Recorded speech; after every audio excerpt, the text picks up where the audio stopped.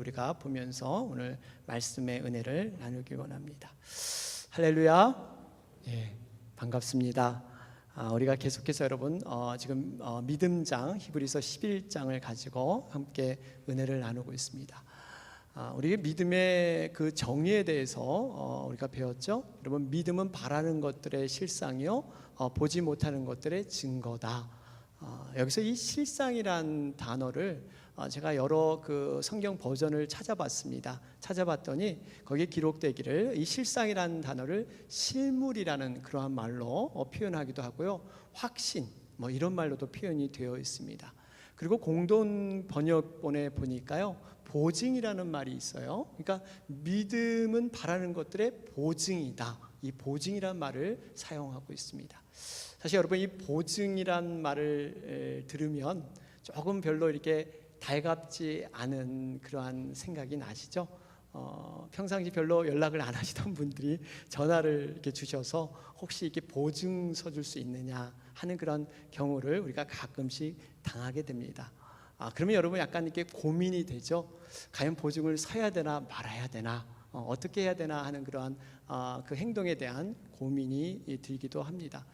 그런데 우리가 이 보증을 설 수 있다는 것은 조금 다른 측면으로 보게 되면, 여러분, 보증을 설 수 있다는 것은 어떻게 보면 그만큼 내가 어떠한 능력이 되고 재력이 되기 때문에 이렇게 보증을 요구하는 경우가 있습니다. 우리가 어떻게 보면 피해 입는 그러한 쪽보다는 내가 이걸 설 수 있다는 것을 좋은 쪽으로도 우리가 생각해 볼 수가 있습니다. 그만큼 내 가치를 인정받고 있다는 사실이에요. 여기에 보면은 우리 사실 믿음의 보증을 서주시는 분이 계시죠. 그분은 어떠한 형편과 상황에서도 마다하지 않고 믿음의 보증을 언제든지 서주시는 분이에요. 그 보증을 서달라는 사람이, 상대방이 정말 사업을 하면 아주 족족 망해버려요. 조금도 어떻게 이득이 안 남고 하는 일마다 되는 것이 없고, 또 자기 하나도 컨트롤 못해가지고 이 죄를 짓고 이러한 사람, 정말 자격이 없는 그러한 사람인데도 늘 보증을 서달라 하면 언제든지 100% 기분 좋게 보증 서주는 사람. 여러분, 그분이 누굽니까? 바로 예수 그리스도, 우리 주님이세요. 주님은 그 상대방이 어떠한 그 연약함이 있어도 항상 그 하늘 창고에, 하늘 은행에 풍성히 쌓아두고 있습니다. 여러분, 이 보증을 서는 것이, 보증 서는 분이 얼마만큼 능력이 있느냐에 따라서 보증의 효력이 여러분 달라지지 않습니까? 하나님께서는 정말 모든 것을 다 갖고 계세요. 우리 인간이 보증 서는 것은 이 한계가 있잖아요. 자기가 갖고 있는 것밖에 할 수 없지만 하나님이 갖고 있는 것은 무한대예요. 모든 걸 갖고 있기 때문에 언제든지 이렇게 퍼줄 수 있는 이러한 보증자로서 하나님은 우리를 세워주고 있다는 사실이에요. 그렇기 때문에 우리가 믿음의 보증을 잘 묵상해 봐야 돼요. 이 보증은 이 부족한 사람에게 하나님께서 모든 걸 이미 채우시고 준비하셔서 언제든지 요구하라는 겁니다. 그것도 세상에서는 이 보증 서는 사람이 참 비굴하고 뭔가 저자세로 이렇게 하지만, 하나님의 그 보증은 당당하게 믿음으로 요구하라 그래요. 너희들이 그렇게 뭐 해줬으면 좋겠다, 뭐 좀 가능하면 좀 부탁합니다, 이렇게 얘기하지 말라. 당당히 너희들이 믿음을 가지고 나에게 보증을 요구하라. 그럼 내가 언제든지 너를 위해서 보증을 서주겠다. 그분이 바로 우리 주님이세요. 그렇기 때문에 우리가 이 믿음이라는 것을 잘 우리가 묵상해야 됩니다. 믿음은 바로 이 보증을 우리가 요구할 수 있는 거예요. 우리 주님은 다른 걸 보지 않으세요. 그 사람의 자격과 그 사람의 형편과 그 사람의 과거 경험을 보는 것이 아니라, 네가 과연 믿음으로 나에게 지금 요구하느냐, 그 믿음의 당당함이 있느냐, 그 담대함이 있느냐, 확신이 있느냐, 이걸 보시지 결코 다른 조건을 보지 않으신다는 사실이에요. 예전에 초대교회 가운데 이 폴리갑이라는 이 교부가 있었죠. 이분이 84살을 사시다가 순교하셨어요. 그런데 마지막 순간에 이 집행관이 이분에게 회의책을 던집니다. 당신이 만약 이곳에서 예수 그리스도를 부인한다면 내가 당신을 책임 걸고 살려주겠습니다. 그러니 예수님을 한번 부인해 보십시오. 그분의 말이 여러분 무엇입니까? 내가 84년 사는 동안 우리 주님은 나를 한 번도 부인한 적이 없습니다. 나를 한 번도 실망시킨 적이 없습니다. 그런데 내가 그것 조금 살겠다고 우리 주님을 부인할 수 있겠습니까? 저는 그럴 수 없습니다. 당당하게 그 죽음으로, 믿음으로 정말 맞이했던 바로 폴리갑의 순교, 유명한 예화가 있습니다. 여러분, 믿음이라는 것은 이 죽음과 모든 사망의 권세까지도 뛰어넘는 이러한 초월적인 그러한 믿음이 능력인 것을 여러분 믿으시기 바랍니다. 믿음은요, 어떠한 공상이나 자기를 위한 어떤 관념을 만들어가는 어떠한 상상이 아닙니다. 믿음은 현실이에요. 여러분, 믿음만큼 확실한 증거가 없다는 사실이 아닙니까? 왜 그렇죠? 지금 이 순간에도, 우리가 예배드리는 이 순간에도 세계에서 많은 선교사님이 그 믿음 때문에 자기 목숨을 던집니다. 여러분, 확실한 것이기 때문에, 분명한 팩트이기 때문에, 사실이기 때문에 목숨을 던질 수 있는 것이지, 어떻게 상상이나 공상이나 바라는 그러한 일에 자기 목숨을 던질 수가 있겠습니까? 이러한 증거가 확실한 것이 어디 있어요? 사람 목숨을 대신해서 죽는 것만큼 확실한 증거가 없는데 그 믿음이 지금 그렇게 이루어지고 있다는 사실입니다. 그렇기 때문에 우리는 이 믿음이 사실이라는 이 팩트를 분명히 우리가 받아들여야 될 줄로 믿습니다. 우리가 살펴보는 이 11장의 구조를 보면요, 이렇게 쭉 많은 사람들이 등장을 하고 있는데 그 등장하는 인물들이 이렇게 시대순이나 역사순으로 그렇게 등장하지 않았어요. 만약에 이 시대순으로 등장했다면 아브라함의 아내 사라가 나오는데 그 사라가 언급되기 이전에 이삭과 야곱이 나오기도 합니다. 또 여리고성 사건이 나오기 전에 라합의 믿음에 대해서 기록되기도 하고, 또 이 기드온이 먼저 나오고 바락이 뒤에 나오고, 또 삼손이 먼저 나오고 입다가 뒤에 나오고, 뭐 이게 사사의 순서도 좀 바뀌어서 나오기도 합니다.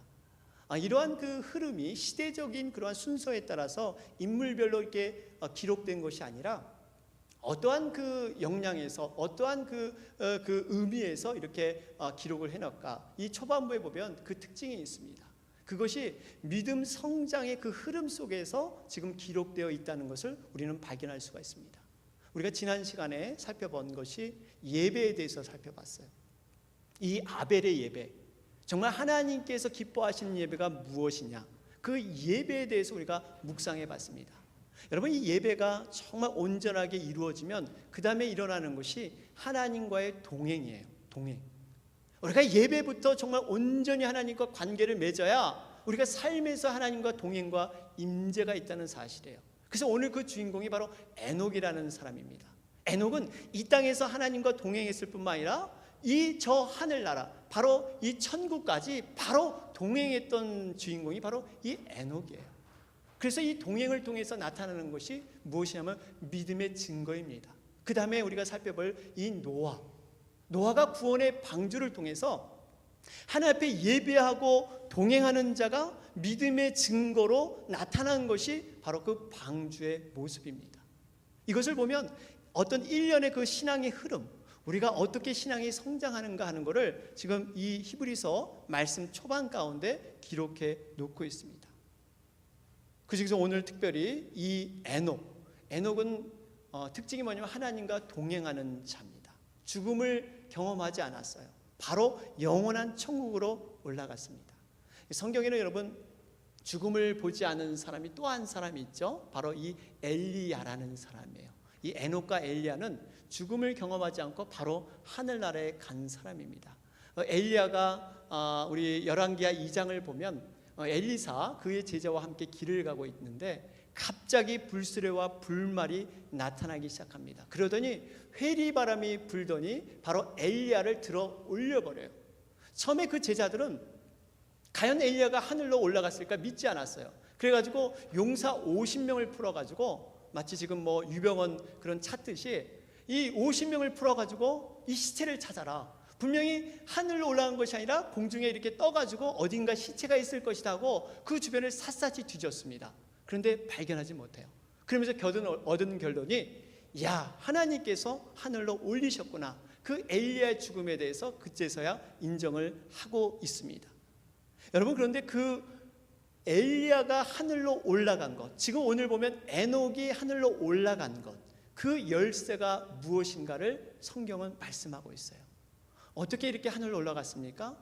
오늘 말씀을 보면 믿음으로 하늘로 올라갔다, 이렇게 기록되고 있습니다. 여러분, 이것은 엄청난 사건이에요.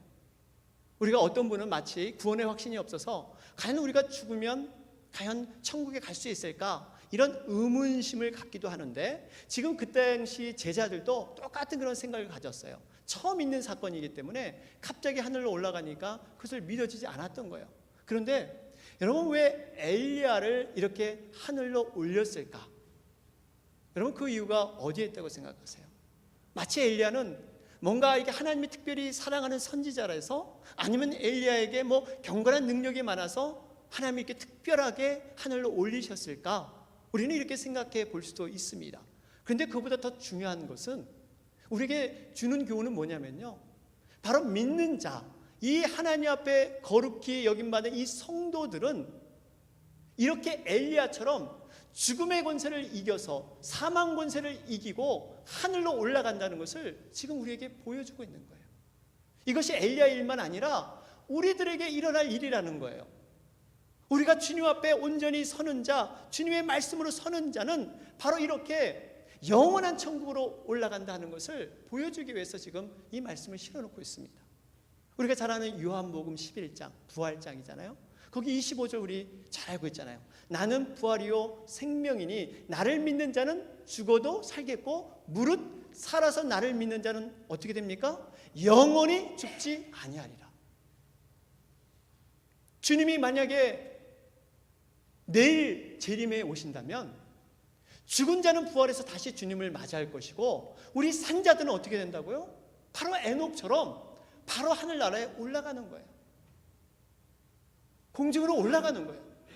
이 사실이 이 에녹에만 일어난 것이 아니라 우리들에게도 일어날 수 있다는 것을 지금 말씀을 통해서 보여주고 있습니다. 그래서 오늘 본문을 보면 특별히 5절, 우리 히브리서 11장 5절 말씀을 보면 유난히 반복되는 단어가 있습니다. 그 단어가 어떤 단어입니까? 3번 반복이 되는데요, 옮긴다라는 단어예요. 옮긴다는 단어가 계속 지금 나오고 있어요. 이 의미가 어떤 의미가 있을까요? 우리의 신앙은, 우리의 믿음은 우리가 간구하고 우리가 노력하는 것 같지만 사실 하나님의 그 섭리 안에서, 하나님의 그 장중 안에서 지금 움직이고 있다는 사실이에요. 우리가 이곳에 와서 예배할 수 있다는 것, 우리가 노력하고 우리의 생각인 것 같지만, 우리의 판단인 것 같지만, 이미 주님께서 우리를 불러주시고 성령님께서 우리를 지금 인도해 주시는 과정에 있어요.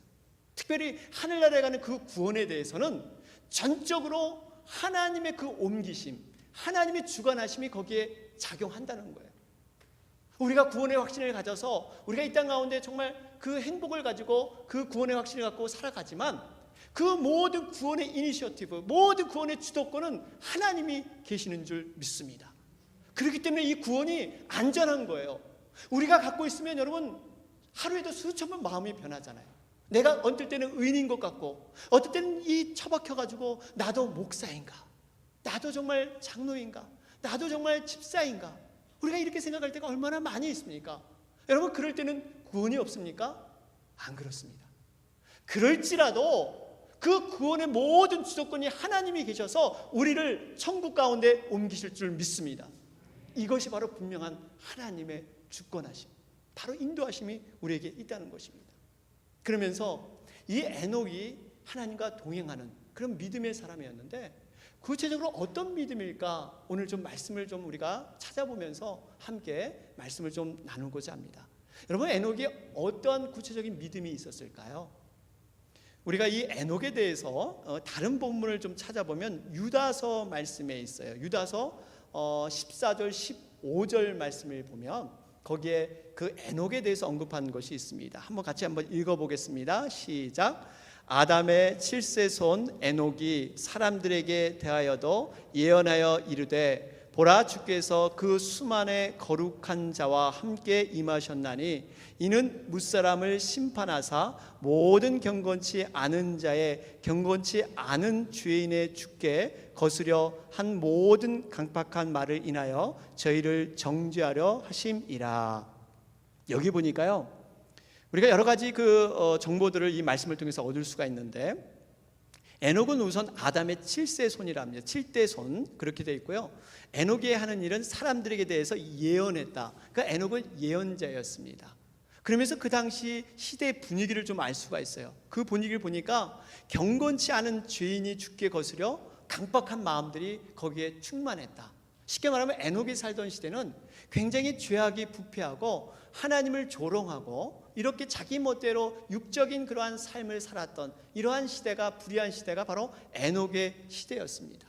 그런데 에녹가 그 시대 가운데 예언자였어요. 여러분, 예언자가 하는 게 뭡니까? 하나님의 말씀을 받아서 그 말씀을 대언하는 일이 예언자의 하는 사역입니다.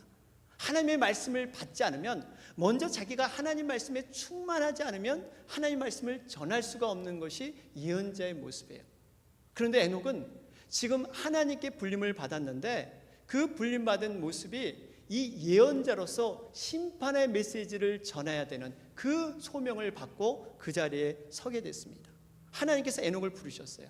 에녹아, 정말 이 불의를 보고 내가 더 이상 참을 수가 없는데 너를 통해서 심판의 메시지를 전하기 원한다. 그러면서 에녹이 그 메신저로 사용되게 되었습니다. 그런데 재밌는 것은요, 이 에녹이 처음부터 하나님과 동행했다는 그런 말씀보다는 무두셀라를 낳아서 그 이후에 하나님과 동행했다는 말씀이 성경에 기록되어 있다는 사실이에요. 창세기 5장 22절에 가보면요, 거기에 기록되기를 에녹은 65세에 무두셀라를 낳았고 무두셀라를 낳은 후 300년을 하나님과 동행하며 자녀를 낳았으며 그랬어요. 여기 보니까 에녹이 하나님과 동행했다는 것을 무두셀라를 낳은 후 300년을 하나님과 동행했다고 이렇게 기록되어 있어요. 그럼 무두셀라를 낳기 전에 에녹이 특별하게 하나님과 동행했다는 말을 굳이 기록하지 않고 있다는 사실이에요. 우리가 이걸 보면 분명히 무두셀라를 중심으로 해서 에녹의 삶이 그 과거의 삶과 그 후의 삶이 뭔가 변화가 있었다는 사실입니다. 예전과 같지 않은 뭔가 그러한 신앙에서, 믿음에서 그에게 분명한 변화가 있었다는 사실이에요. 이 대목을 주목하면서 이 성경학자, 이 보이스라는 성경학자는 이것을 이렇게 얘기하고 있습니다. 하나님께서 에녹을 불러가지고 이 홍수 심판에 대해서 에녹에게 심판의 메시지를 주었다. 그러면서 하나님께서 그 아들을 낳으면, 그 아들이 낳아서 죽게 되면 홍수 심판이 올 것이다. 그리고 그 아들을 무두셀라라고 이름을 지으라. 이러한 부분들에 대해서 강조하는 그러한 성경학자가 있습니다. 여러분, 이걸 보면 참 우리가 그 맥락을 통해서 우리가 풀어지는 것은 이 무두셀라라는 이 말은요, 그 원어적인 그러한 뜻에는 무슨 뜻이냐면 무기를 가진 자, 창을 가진 자, 뭐 이런 뜻이 그 속에 들어 있습니다. 그러니까 예전에 전해오는 얘기에 의하면, 근데 마을끼리 서로 이렇게 전쟁을 하잖아요. 이 전쟁을 하는데 막 전쟁을 하다가 그 승패를 정말 좌우하는 사람이 어떤 사람이 무두셀라라는 사람이었습니다. 이 무두셀라는 우리 한국에 여러 가지 그 이름이 있잖아요. 흔한 이름들, 뭐 영자, 철수, 뭐 그런 이름처럼 그 당시 많은 흔한 이름 중에 하나였어요. 그런데 그 무두셀라, 무기를 가진 자가 나타나면 그로 인해서 힘이 크고 정말 힘이 세고 어떤 키가 크고 장사이기 때문에 그로 인해서 이 그 전쟁의 승패가 갈리게 됩니다. 그래서 무두셀라 하면 굉장히 두려운 존재로 인식되었다 그래요. 그런데 문제는 무두셀라가 없어지면, 무두셀라가 사라지게 되면 이 마을이 완전히 패배해 버린다는 사실이에요. 그러면서 이 무두셀라가 어떤 뜻이냐면 그가 죽으면 이 마을이 끝나는 것처럼 세상에 끝이 올 것이다. 그래서 이 무두셀라라는 뜻이 그가 죽으면 세상에 끝이 온다. 뭐 이렇게 뜻이 와전이 되었습니다.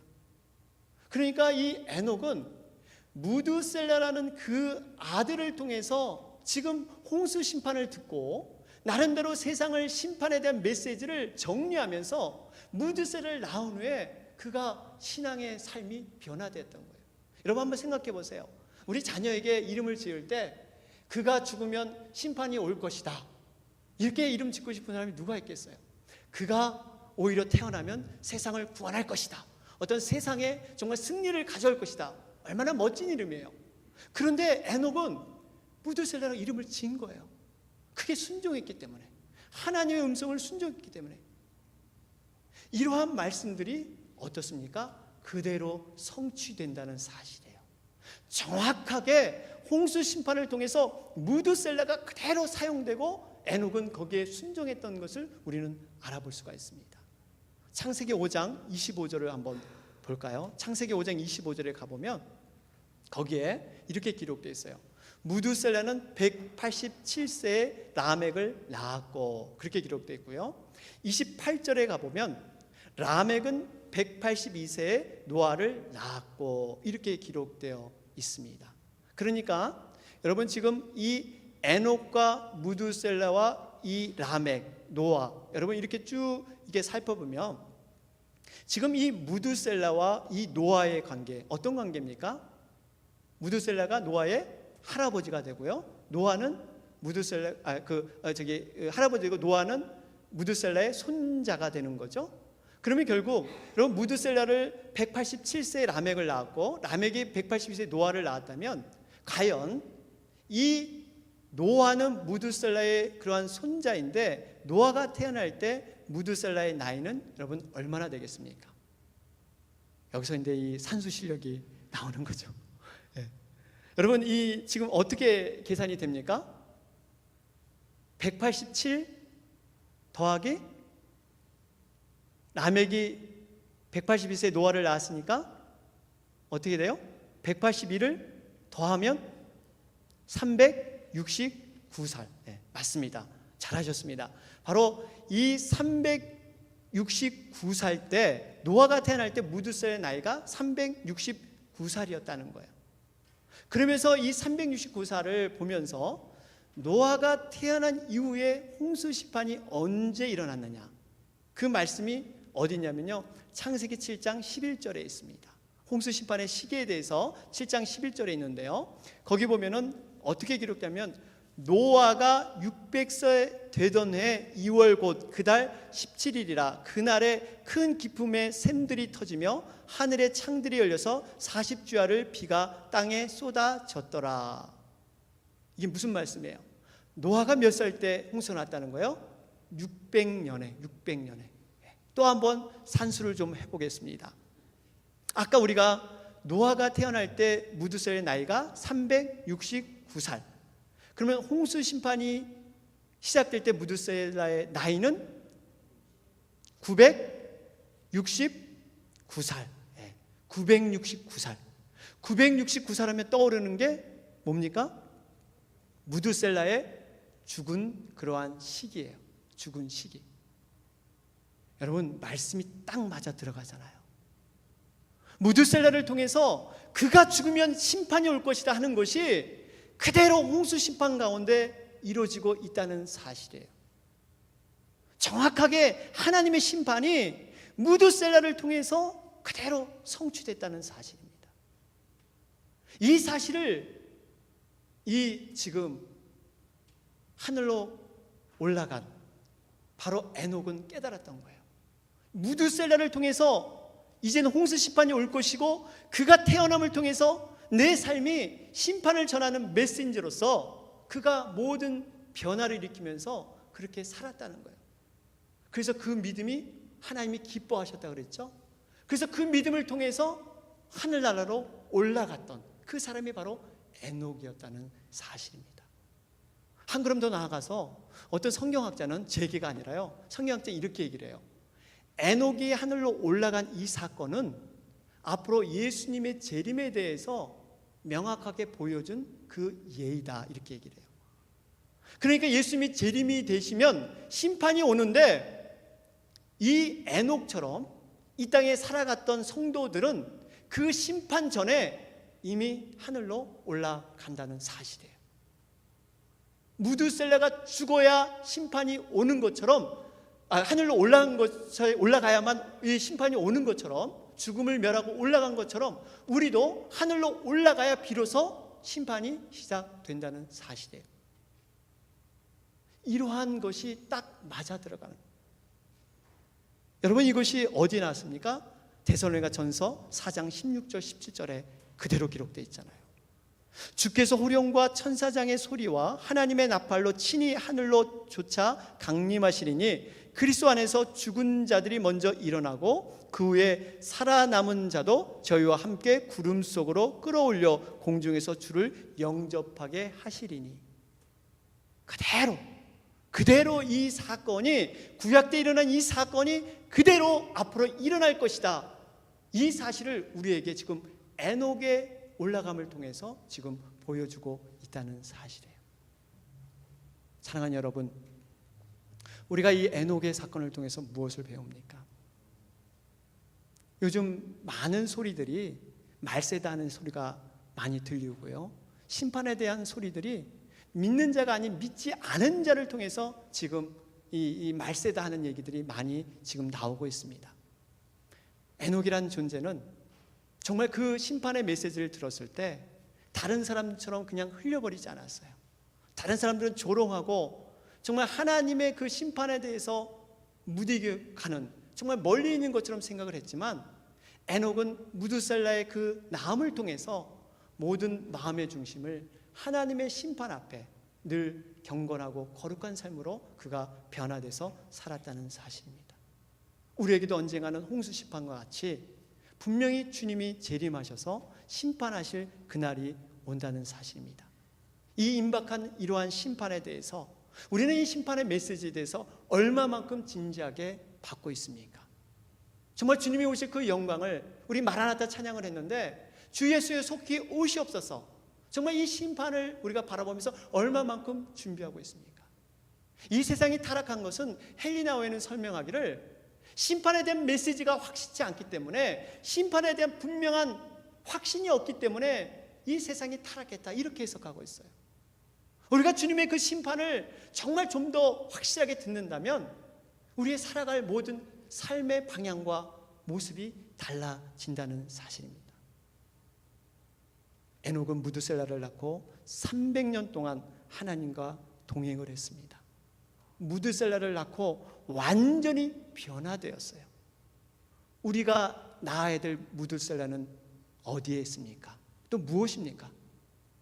우리가 무드셀라를 낳고 완전히 변화됐던 그 에녹처럼 우리도 무드셀라를 낳는 이러한 산고의 고통이 우리에게 필요할지 모릅니다. 사랑하는 여러분, 오늘 다시 한번 동행하는 삶, 동행은 예배 때만 동행하는 것이 아니라 우리의 모든 삶에서, 삶의 구석구석이 언저리에서 하나님이 동행하여 주시고 특별히 믿음의 보증으로 우리를 세워주신다고 약속하셨어요. 여러분이 좀 담대함을 가지고, 당당함을 가지고 하나님께 믿음으로 보증을 구하는, 그래서 그 믿음의 능력을 이 땅 가운데 우리가 사용하는, 마음껏 사용하는 그러한 믿음의 사람이 되시기를 주님의 이름으로 축원합니다. 아멘.